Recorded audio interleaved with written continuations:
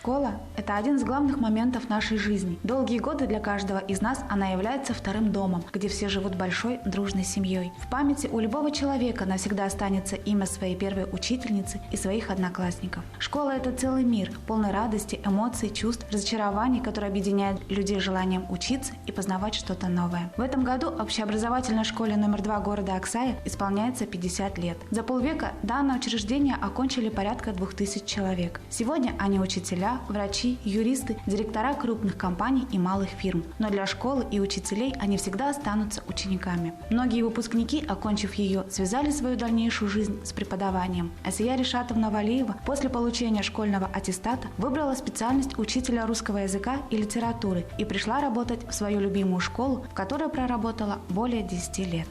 Эта школа для меня очень родная. Здесь я проучилась с 1 по 10 класс, я ее закончила в свое время. И после окончания института, за год до окончания института, директор этой школы, ныне покойный Виктор Петрович Емельянов, мне сказал: «Ася, возвращайся в родную школу, мы тебя ждем, для тебя место всегда здесь есть». И вот после окончания института в 1988 году я пришла сюда, мне сразу дали 5 класс, классное руководство, мне сразу дали 2 10-х, 2 11-х, мне было 20 лет. Я прошла очень такую хорошую школу закалки, но у меня были прекрасные учителя. Те учителя, которые учили меня, стали моими коллегами. Я не могу еще раз не вспомнить Виктора Петровича Емельянова. Он дал мне очень много, он меня очень многому научил. Нравилось мне в нем то, что он, когда приходил на уроки, он говорил, всегда начинал разбор урока с эстетического обстановки в классе. Говорил, там тряпка была не намочена, мел валялся.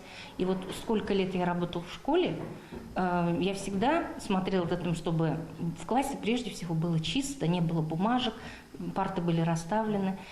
Когда я взяла 5 класс, это был класс его супруги Светланы Емельяновой. И она очень много мне помогала. Нина Ивановна Дубова, Галина Николаевна Мороз, Любовь Емельяновна Сыроваткина. Это те люди, которые повлияли на именно становление моего учительского кредо. Общеобразовательная школа номер 2 была создана в 1968 году на базе школы номер 523. Ее директором был назначен Яков Леонтьевич Щербаков. Безусловно, один в поле не воин. Любой руководитель всегда начинает новое дело с подбора профессиональной команды. Так и Яков Леонтьевич взял с собой сильных передовых учителей, с первых же дней поднявших качественный уровень преподавания. Большой вклад в развитие школы внес и другой директор Виктор Петрович Емельянов, возглавлявший педагогический коллектив 22 года. За этот период школа из стадии становления перешла в стадию углубленного и всестороннего развития учебно-воспитательного процесса, внедрения кабинетной системы и новых технологий. В 1996 году, после выхода Виктора Петровича на пенсию, школу возглавила Нина Ивановна Дубова, работавшая заучем. В преддверии празднования полувекового юбилея школы в актовом зале собрались ветераны педагогического труда, которые поделились своими воспоминаниями. В 1990 году было выборное собрание у нас по выбору зауча. И коллектив, проработав 20 лет учителем, выбрал меня заучем школы. Я проработала до 1996 года, и после того, как плохо себя почувствовал Виктор Петрович Емельянов, проработавший 20 лет на посту директора школы, предложили мне возглавить коллектив директором школы. Ну, конечно, директором работать очень трудно. Заучем я уже имела опыт работы, тем более, что женщине очень и очень трудно, это бросить нужно все. И поэтому с 1998 года я снова начала работать заучем. И до 2007 года, еще 10 лет. То есть с 90 года по 2007 год я была директором и заучем школы. Очень трудно быть и заучем. Во-первых, это сейчас новые технологии можно внедрить и составить расписание. быстро. Тогда это все было вручную. Из головы. Нужно было все соблюдать. Во-первых, составить расписание, нужно было учесть все пожелания учителей. 2 смены работала школа, чтобы учителя не бегали туда-сюда. Для них удобство. И поэтому хотелось, чтобы все это учесть и составить прекрасное расписание. Требования, которые предъявлял районный отдел образования, нужно было выполнять. И поэтому, конечно же, все, что касалось как зауча, как предметник, я очень любила свой предмет. Вначале я вела биологию, общую биологию старшеклассников, а потом, после того, когда ушел на пенсию Сорокин Иван Герасимович, я стала вести всю географию во всей школе. Любая школа – это живой организм со своим сложившимся уставом, традициями и правилами. С каждым годом она взрослеет, изменяется и развивается. От того, в какой школе получит образование ребенок, зависит вся его дальнейшая жизнь. Именно в этих стенах раскрываются его таланты, способности, и именно здесь он понимает, какую профессию выберет в будущем. В школе мне нравится сама атмосфера, которая здесь есть, и учителя, которые обучают учеников. В особенности мне нравятся уроки географии, физики и биологии. На географии мы изучаем политику, политические страны, ландшафты, сферы Земли и остальное. Также мне бы хотелось сказать спасибо учителям, которые учат нас здесь, за то, что они стараются и так вот терпят нас, которые мы вытворяем на уроках, наши поступки. И поздравляю школу с 50-летием. Желаю ей дальнейшего развития в всех направлениях, которые она может нам дать. И спасибо учителям.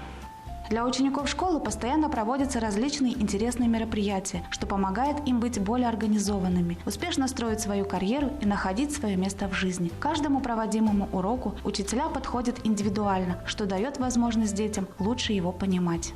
Ведущая школа, самая большая школа. Здесь на базе второй школы проводили большие районные, областные мероприятия.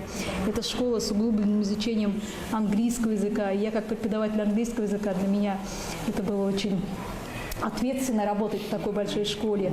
В то время классы были у нас наполняемы до 30 учеников, и группа английского языка у нас делилась на 3 группы. Да, на 3. 30 учеников по 10 детей. Это класс с углубленным изучением английского языка. То есть английский язык преподавался, начиная со 2 класса, 3 раза в неделю, уже 4 начиная каждый день, 6 раз в неделю, и там дальше старше уже по 5 классов, по 5 часов в неделю. Мне довелось, конечно, работать с таким умелым руководителем, как Виктор Петрович, светлая память о нем, Емельянов, с такими замечательными заместителями директорами, как Людмила Ивановна Бережко, непосредственно курировал мой предмет английский язык, зауч по английскому языку, по казахскому языку курировала Нина Ивановна Дубова, Баланова Светлана Дмитриевна, Галина Николаевна Мороз. И вот основными заповедями, которые вот для меня как молодой специалист, вот я, наверное, училась у своих заместителей директоров, это любить свою профессию, уважать ученика, трудиться, не останавливаться на достигнутом и учиться и делиться опытом.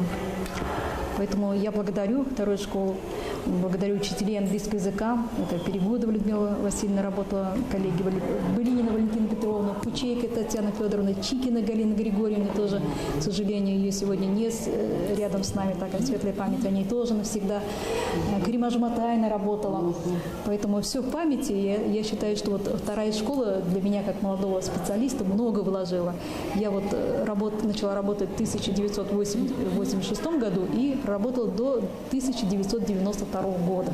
Конечно, мне не хотелось уходить с работы со второй школы, но в то время открылись новые школы, 3-я школа, 4-я школа, уже накопляемость учеников там переходили, поэтому часов английского языка становилось меньше, и мне пришлось в 1992 году перевести учителем английского языка в 4-ю школу.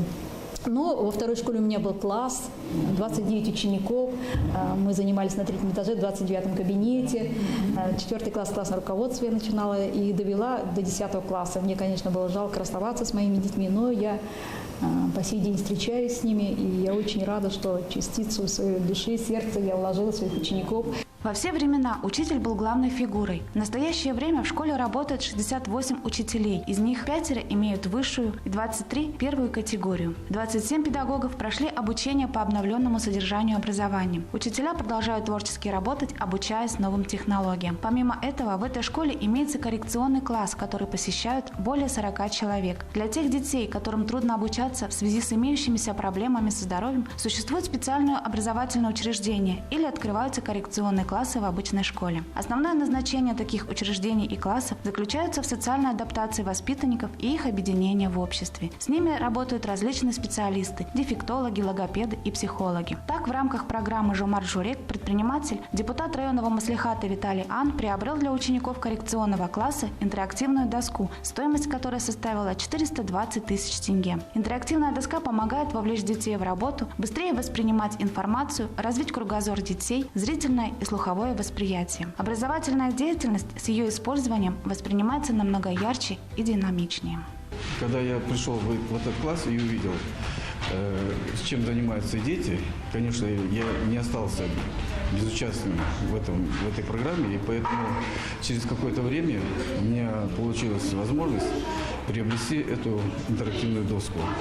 Эта доска, она стоит со всем оборудованием 420 тысяч обошлась. Поэтому не в деньгах здесь это проблема, а проблема в том, чтобы эти дети полноценно обучались и имели возможность не только в нашем городской черте, это изучать, а именно в мировом масштабе. Я хотел, чтобы они познали весь мир.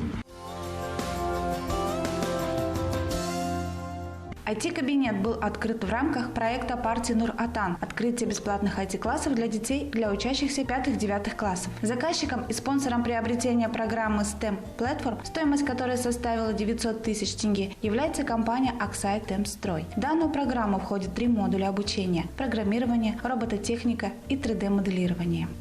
Озвучивая ежегодное послание народу Казахстана, президент нашей страны Нурсултан Абишевич Назарбаев подчеркнул, что надо усилить преподавание математики и естественных наук на всех уровнях образования, поскольку это является важным условием для подготовки молодежи к новому технологическому укладу. Открытие сегодня IT-классов поможет нашему подрастающему поколению успешно интегрировать в научно-исследовательскую работу и промышленно-технологическую среду. Здесь школьники научатся основам программирования и робототехники. И перед нашими учениками открываются новые горизонты постижения высот в мире цифровых технологий. Целью курса обучения является развитие интереса к техническим дисциплинам и повышение у учеников уверенности в своих силах и знаниях в этой области. План обучения будет определяться соответственно возрастной категории. В каждом потоке будут обучаться по 10 человек. Всего же до конца учебного года планируется охватить 270 детей. Обучение будет проводиться факультативно на бесплатной основе. На сегодняшний день учителя по преподаванию IT-кабинета прошли специальные курсы, они уже подготовлены, кабинеты оформлены, с бюджета выделены определенные средства, и все оборудования на сегодняшний день уже установлены. Мы готовы работать с 1 сентября. Это единственный IT-класс в Бурлинском районе. На его открытие из областного бюджета было выделено 3 миллиона 300 тысяч тенге. Всего по республике планируется открыть почти 1000 IT-классов, 15 из которых в Западно-Казахстанской области. Роль школы в жизни любого человека огромна. Именно этому учебному учреждению и вчера, и сегодня, и завтра отведена очень важная и ответственная роль в становлении и воспитании молодого поколения и каждой личности в отдельности. Каждый современный ученик должен соответствовать эпохе новых технологий и преодолевать возникающие трудности, чтобы добиться своей цели. И все это может быть достигнуто благодаря такому важному учреждению, как школа.